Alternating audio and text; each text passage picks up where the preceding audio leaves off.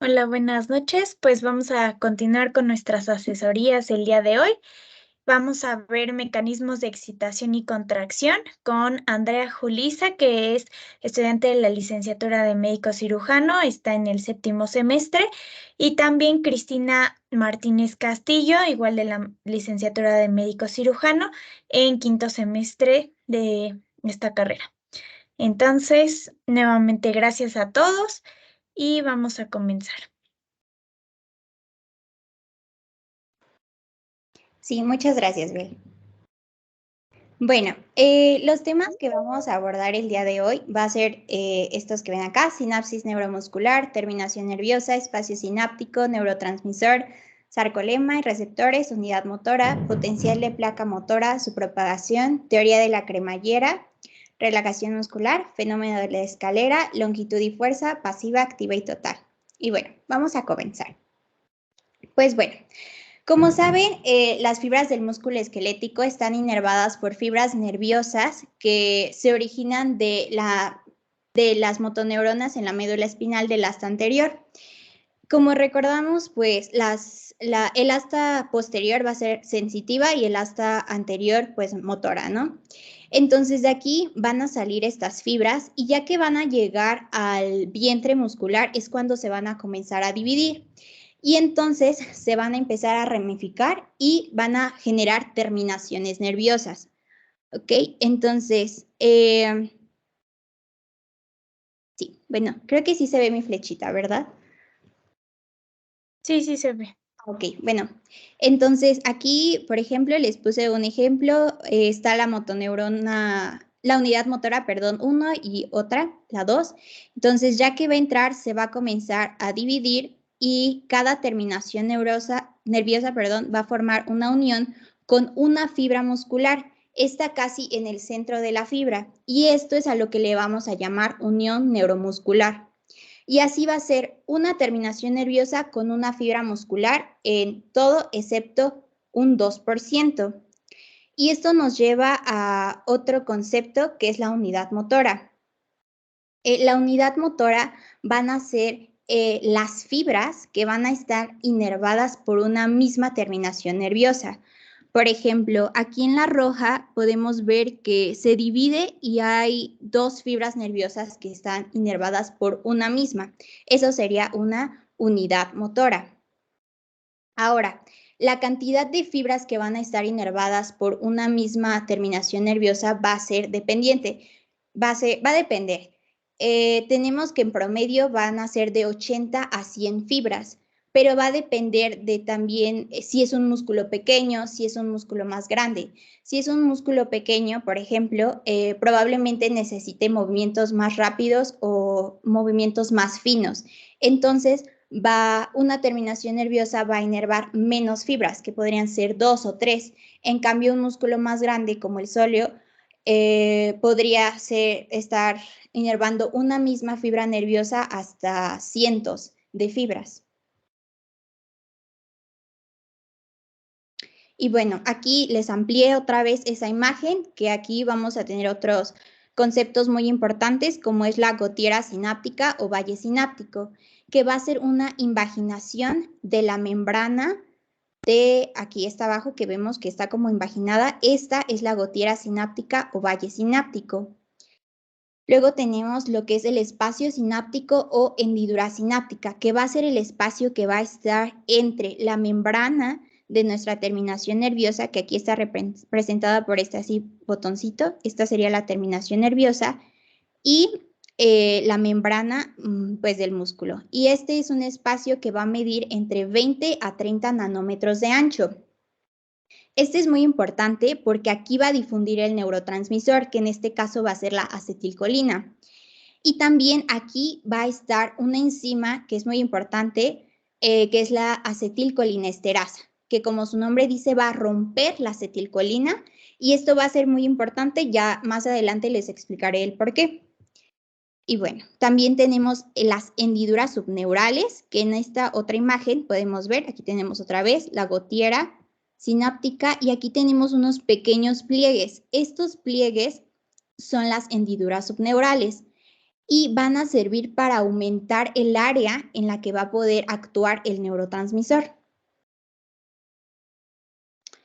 Ok, luego seguimos con la secreción de acetilcolina por las terminaciones nerviosas. Ok, un punto importante es su formación. ¿En dónde se va a formar la acetilcolina? Bueno, se va a formar en el citosol de la terminación nerviosa. Las vesículas se van a formar en el aparato de Golgi, en el cuerpo, y luego van a migrar por el axón hasta llegar a donde tendremos pues ya nuestra placa terminal. Ahí se dice que por una sola placa terminal va a haber alrededor de 300 vesículas sinápticas. Y adentro, luego que se forma la acetilcolina, se va a meter dentro de la vesícula y va a estar muy concentrada, hasta 10.000 moléculas de acetilcolina por vesícula. Y otra vez aquí les puse esta imagen, aquí estaría el espacio sináptico, la acetilcolina esterasa, que ya les dije va a escindir la acetilcolina en acetato y colina. La colina se puede volver a utilizar para formar otra vez más acetilcolina. Y esto es importante porque si no nos deshacemos de la acetilcolina, con que tengamos milisegundos ya la acetilcolina, esto es suficiente para desencadenar todo el potencial de acción y todo lo que sigue. Entonces, si esta permanece por más tiempo en ese espacio, va a estar continuamente excitando y eso nos va a llevar a un espasmo muscular. Entonces, es necesario escindirla. Entonces, para liberar la acetilcolina o la formación, primero, bueno, sí, más que nada para la liberación, ¿no? Primero va a llegar un impulso y esto va a generar que se abran canales de calcios activados por voltaje. Aquí vemos el óvalo moradito, esa es la barra densa. Si vemos a los laterales, tenemos como dos barritas color amarillo-naranja. Esos son los canales de calcio. Al abrirse esos canales de calcio va a permitir la entrada de calcio a la terminación nerviosa. Este calcio va a activar la proteína sinasa dependiente de calcio-calmodulina. Como su nombre lo dice, es una sinasa, o sea que va a fosforilar. Entonces va a fosforilar a la sinapsina que une a las vesículas de acetilcolina al citoesqueleto. Y esto va a permitir que se liberen del citoesqueleto y entonces se liberan 125 vesículas de acetilcolina aproximadamente. Todo esto por un proceso de exocitosis. Okay, y aquí también abajo, ya propiamente en el músculo, pues, están aquí los receptores, dos receptores muy importantes, que van a ser los receptores de acetilcolina y los canales de sodio activados por voltaje. Y bueno, ya tenemos nuestra acetilcolina en el espacio sináptico, ¿no? Ahora, ¿qué va a pasar? Bueno, pues ya les había mencionado, tenemos los receptores de acetilcolina que en esta imagencita que está aquí podemos ver que está formado por varias subunidades. Tenemos dos subunidades alfa, que estas alfa va a ser donde se va a unir la acetilcolina y esto va a generar un cambio conformacional que va a permitir que se abra el canal.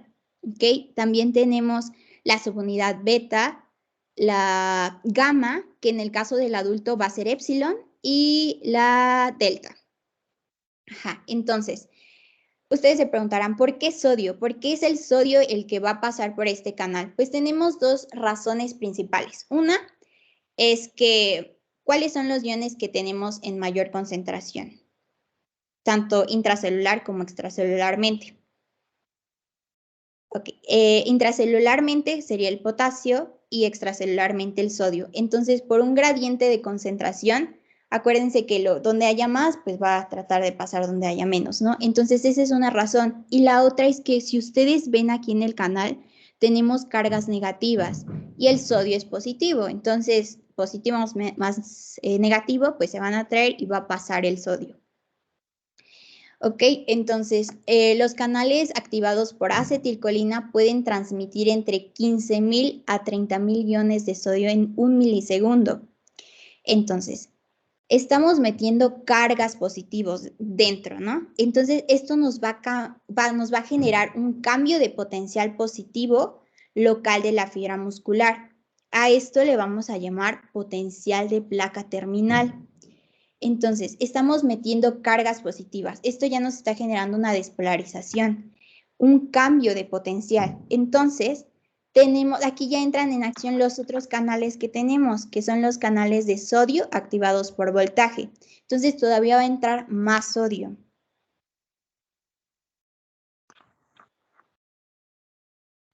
Y pues bueno, vamos a continuar explicando más a fondo este potencial de placa terminal. Entonces, como les comentaba Andy, bueno, para ello nos vamos a apoyar de la imagen. Tenemos el canal de sodio. Este canal de sodio va a ser abierto por la acetilcolina y pues estos sodios van a poder entrar rápidamente dentro de la fibra muscular. Y bueno, una vez que entran como son cargas positivas, el potencial eléctrico va a ir cambiando de 50 a más 75 milivoltios. Es decir, si nos damos cuenta, se va haciendo cada vez más positivo. Y bueno, es precisamente este cambio dentro de la fibra muscular, un potencial local a lo que se le conoce como potencial de placa terminal. Y bueno, del lado izquierdo tenemos una gráfica que igual nos ayuda a entenderlo un poco mejor. Tenemos un potencial de placa terminal A, un potencial de placa terminal B y uno C. Y si nos damos cuenta, tanto el potencial de placa terminal A como el C, pues no alcanzaron el umbral para hacer un potencial de acción. Sin embargo, el potencial de placa terminal B sí rebasó el umbral y pues ya eso logró desencadenar un potencial de acción. Y le pasas a la siguiente, por favor. Ok, otros conceptos muy importantes a tomar en cuenta aquí son los factores de seguridad para la transmisión en la unión neuromuscular y la fatiga de unión neuromuscular. Entonces, nuevamente tenemos aquí a los canales que van a ser abiertos por acetilcolina. Sin embargo, algo muy curioso es que por cada impulso que llega a esta unión neuromuscular se va a producir un potencial de placa terminal 3 veces mayor. Y pues es precisamente este hecho que sea 3 veces mayor lo que nos proporciona un factor de seguridad. Sin embargo, ¿qué pasa si la estimulación es frecuente y es cada vez mayor? Por ejemplo, mayor a 100 veces por segundo. Pues esto va a ir disminuyendo las vesículas de acetilcolina y pues sin acetilcolina los impulsos no van a pasar a la fibra nerviosa y a esto se le conoce como fatiga de unión neuromuscular. O sea, el músculo se cansa, no se produce acetilcolina y pues esta no pasa a la fibra nerviosa. Y bueno, sin ello no hay contracción. La siguiente, por favor. Ok, bueno, entonces ahorita les mencioné sobre el potencial de placa terminal y este es el potencial de acción muscular. Es importante aquí tomar en cuenta estos efectos cuantitativos, ya que a veces si los llegan a preguntar en el examen, por ejemplo, el potencial de membrana en reposo en la fibra muscular va a ser de 80 a menos 90 milivoltios. La duración del potencial de acción va a ser de 1 a 5 milisegundos. Y esto, haciendo la comparación con el sistema nervioso, es 5 veces mayor, o sea, va a durar más. En cuanto a la velocidad, va a ser de 3 a 5 milisegundos. Esto quiere decir, si nuevamente lo comparamos con una fibra nerviosa mielinizada, va a ser un treceavo de la velocidad de conducción. Y del lado derecho tenemos una imagen sobre cómo se da este mecanismo de la contracción neuromuscular.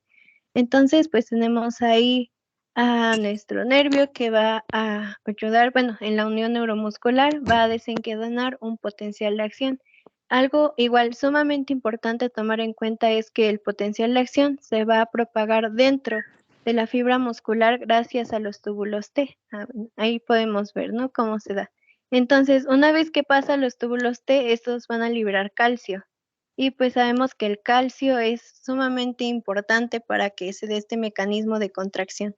Y a esto pues ya en conjunto se le va a conocer como acoplamiento, excitación, contracción. Y pues ahí lo podemos ver en la imagen. Entonces nuevamente se une, desencadena un potencial de acción. Después este potencial de acción se propaga gracias a los túbulos T, los cuales liberan calcio y pues esto provoca la contracción. La siguiente, por favor.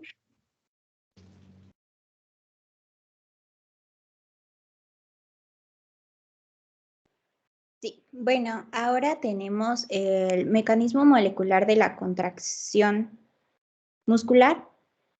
Este se dice que va a ser por un mecanismo de deslizamiento de filamentos. ¿Qué filamentos? Pues los filamentos de actina y de miosina. En la imagen de arriba les puse cómo es molecularmente pues una miosina. Abajo está el filamento. Arriba tenemos que pues esta va a estar formada por dos cadenas pesadas. Estas pues se van a enrollar y juntas van a formar la cola. Ya al final, cada una se va como a enrollar en sí misma y de cada lado, como ven. Y a esto sumándole las cadenas ligeras es lo que va a formar la cabeza de la miosina. La cabeza, junto con esta prolongación que se ve aquí, esta pequeñita, es el brazo. Cabeza más brazo van a formar los puentes cruzados, que van a ser esenciales y que van a ser en sí los que se van a unir con la actina y los que van a deslizarse y van a generar pues esta contracción. Aquí va a haber dos bisagras, una que va a estar aquí entre el cuerpo y el brazo, que el cuerpo está formado por todas estas colitas unidas. Eso es lo que va a formar el cuerpo. Entonces, entre el cuerpo y el brazo, ahí tenemos una bisagra. ¿Qué nos va a permitir? Pues movimiento, ¿no? Y la otra va a estar entre el brazo y la cabeza. Luego, en esta imagen de acá pueden ver cómo están los filamentos de actina y miosina. Los de actina pues van a ser los delgados y los gruesos van a ser los de miosina.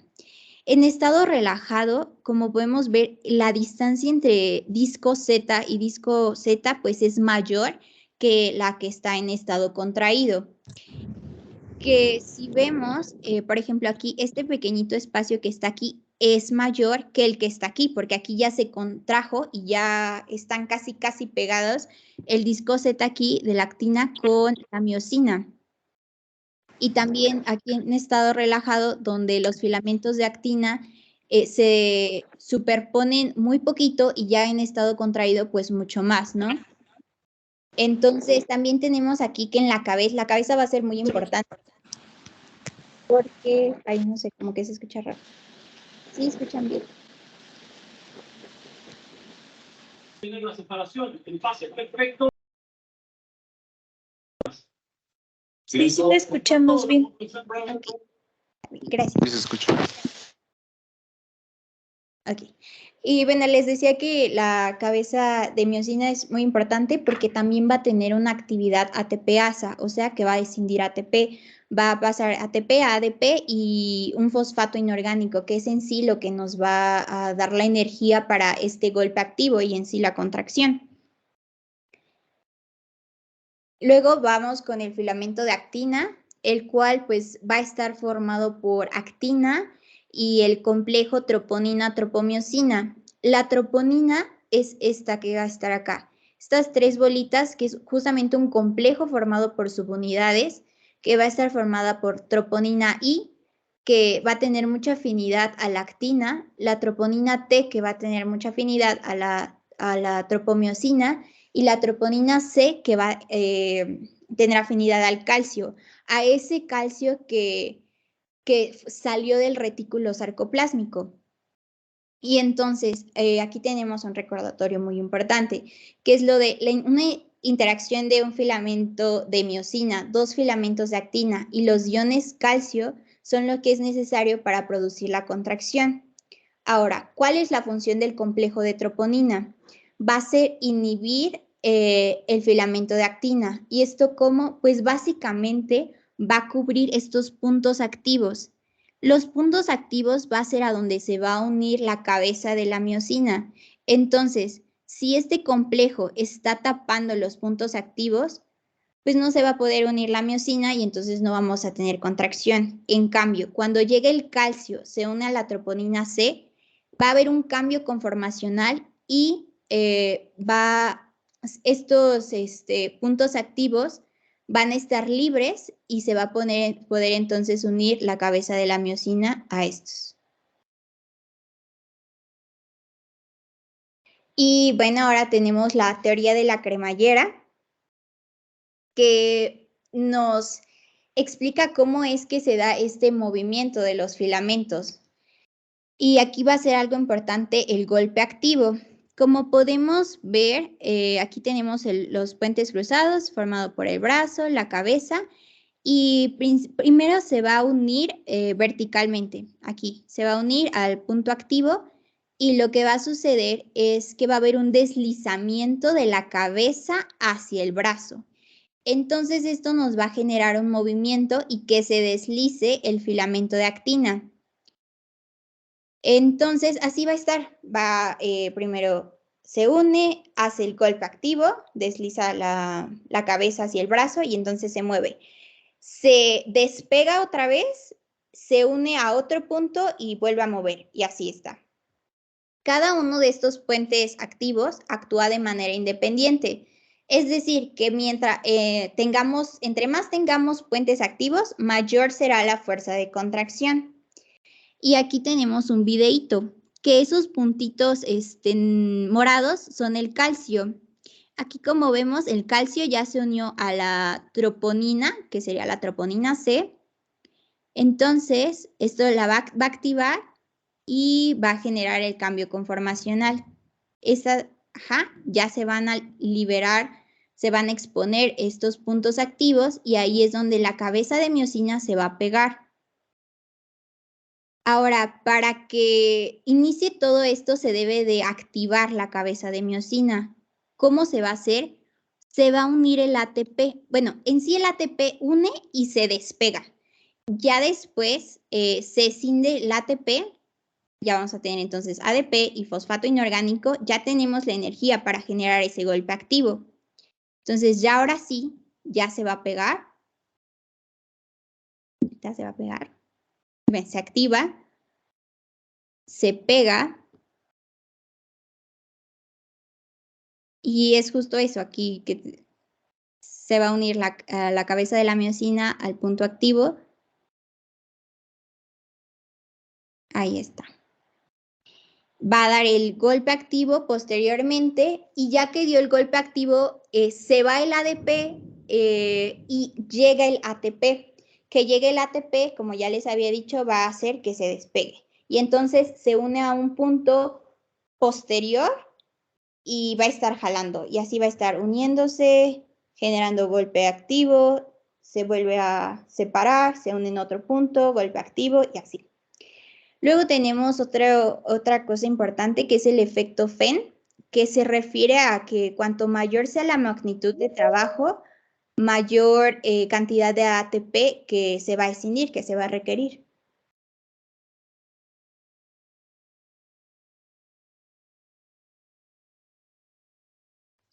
Y bueno, muy bien, vamos a continuar con el fenómeno de la escalera o trepe. Entonces, bueno, cuando un músculo comienza a contraerse después de un periodo de reposo, su fuerza de contracción inicial puede ser muy pequeña, provocando que la fuerza de contracción aumente hasta una meseta. Bueno, ¿esto a qué se refiere?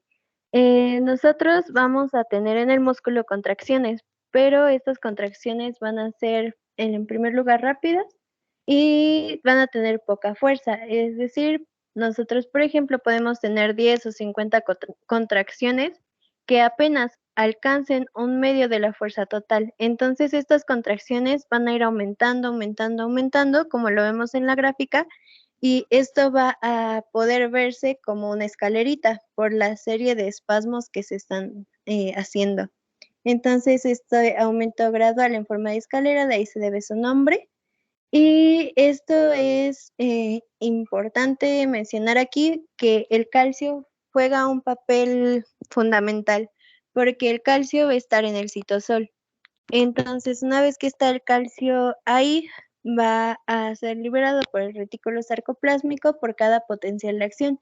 Y como son varios potenciales de acción, pues cada vez se va a ir acumulando más calcio y el sarcoplasma no lo puede recapturar inmediatamente. Entonces, el calcio va a quedar ahí y pues se va a ir produciendo este efecto de escalera por todos estos iones acumulados. Y algo muy curioso de este fenómeno de la escalera es que nosotros lo podemos ver, por ejemplo, en el calentamiento. Cuando nosotros hacemos calentamiento antes del ejercicio, pues se va a ir produciendo este fenómeno de escalera para que se pueda dar más adelante una contracción. Pero, sin embargo, también si esto es como muy prolongado o si excede más allá, se puede dar una contractura. Y pues, eso es lo más importante a resaltar aquí del fenómeno de la escalera. ¿Le pasas al siguiente, por favor?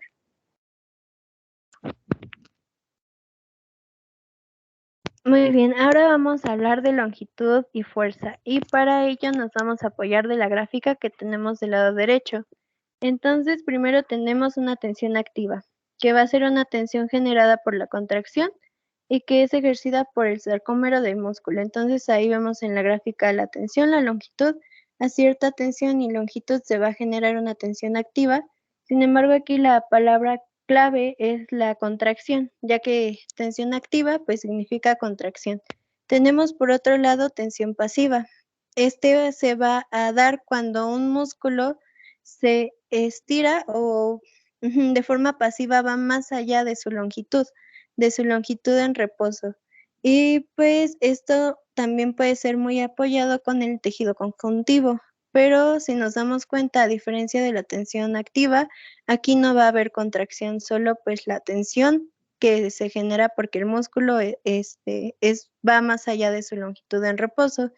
Y la tensión total pues va a ser la suma de estas dos tensiones, de la tensión activa y de la tensión pasiva.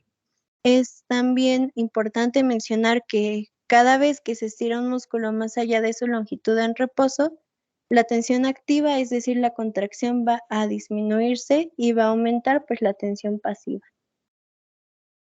¿Le pasas a la siguiente, por favor? Un dato también importante a tomar en cuenta es la máxima fuerza de contracción, que es entre 3 y 4 kilogramos sobre centímetro cúbico del músculo. Y esto, si lo pensamos, pues es muy interesante, ¿no? Que un cúbito de músculo, imaginémoslo, puede aguantar hasta 3 o 4 kilogramos. Y bueno, al hablar de contracción, también considero que es importante mencionar los dos tipos de contracción que hay. Una es la isométrica y la otra es la isotónica. Y pues en la isométrica la carga va a ser mayor a la fuerza de contracción. El músculo crea tensión, pero su longitud no cambia. Y pues ahí lo podemos ver, ¿no? El músculo no se va a cortar durante la fuerza de contracción. La longitud del músculo no va a cambiar, va a permanecer igual. En cambio, en la isotónica, el músculo sí se va a poder contraer, es decir, sí se va a poder acortar. ¿Y esto por qué? Porque la fuerza que ejerce el músculo va a ser mayor a la carga. Tan es así que, por ejemplo, en una pesa nosotros podemos cargarla. Y aquí es una contracción, un ejemplo de contracción isotónica. El músculo pues va a contraerse, a cortarse, y en la isométrica el músculo se va a contraer, pero no va a haber esta acortación del músculo. La siguiente, por favor. Bueno, y les preparamos una serie de preguntas. Bueno, antes, ¿ustedes tienen alguna duda de los temas de los que ahorita se hablaron? Con toda confianza pueden preguntarnos si algo no les quedó claro.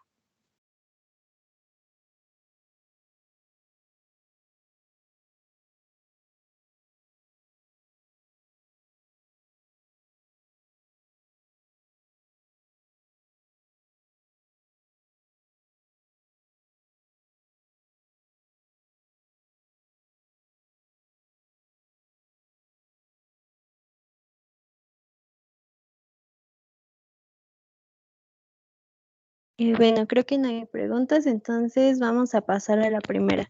¿Cuál es el potencial de membrana en reposo de la fibra muscular esquelética?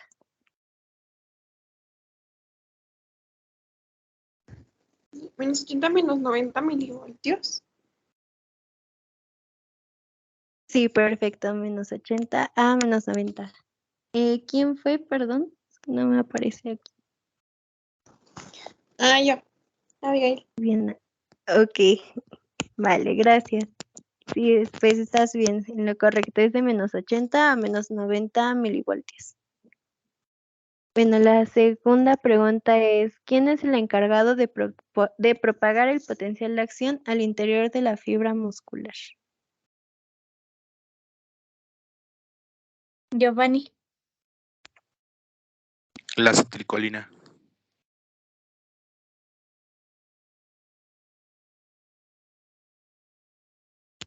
Ajá, pero, o sea, sí Nice. estás bien, pero nos referimos más que nada a qué estructura del músculo va a ayudar a que este potencial de acción vaya dentro de la fibra muscular.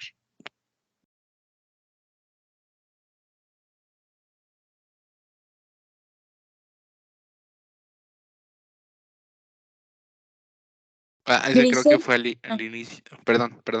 Adelante. Son los túbulos T. Sí, muy bien. Ay, ¿quién fue? Disculpen, es que no me aparecen Grisel. los nombres. Grisel Berenice. Ok, perfecto, sí, estás en lo correcto, son los túbulos.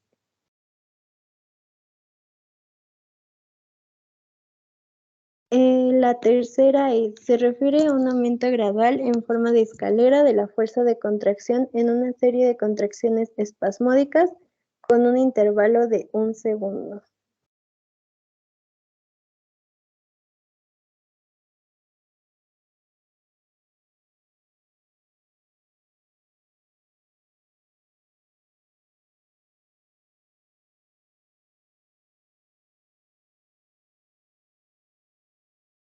¿Cómo se llama este fenómeno? Ahorita se los mencionábamos, que se va a dar un conjunto de contracciones espasmódicas que se va a ir haciendo cada vez más y más grande.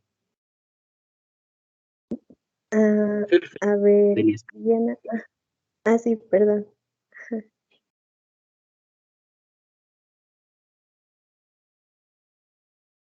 Entonces, ¿cuál ¿no es? es el punto trepe o el de escalera?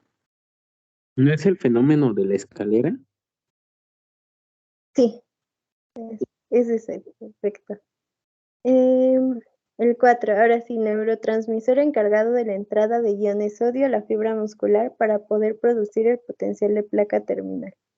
Ese ya alguien lo había dicho. Sí, gracias, perdón, me adelanté. Gracias. Está perfecto.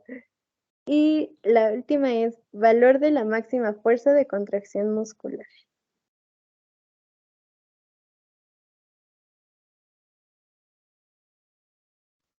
Giovanni.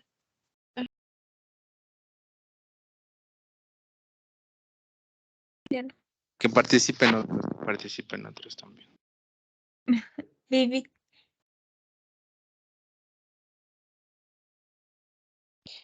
¿No era 3 y 4 kilos por centímetro cúbico de músculo?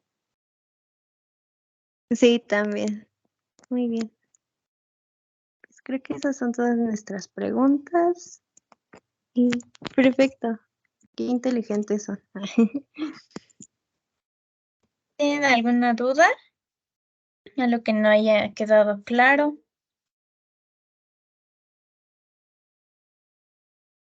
¿No?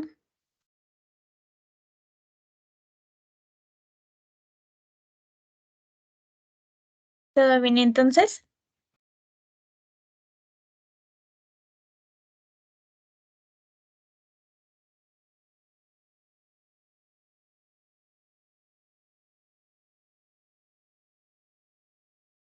Ok. Bueno, entonces pues ya concluiríamos nuestra sesión, pues todas las asesorías que se dan pues son sacadas del Gaiton y pues justamente pues es para que repasen y algunas de las preguntas pues les ayuden ya después para contestar su examen. Entonces, muchas gracias y primero Dios nos vemos mañana con músculo liso y músculo cardíaco.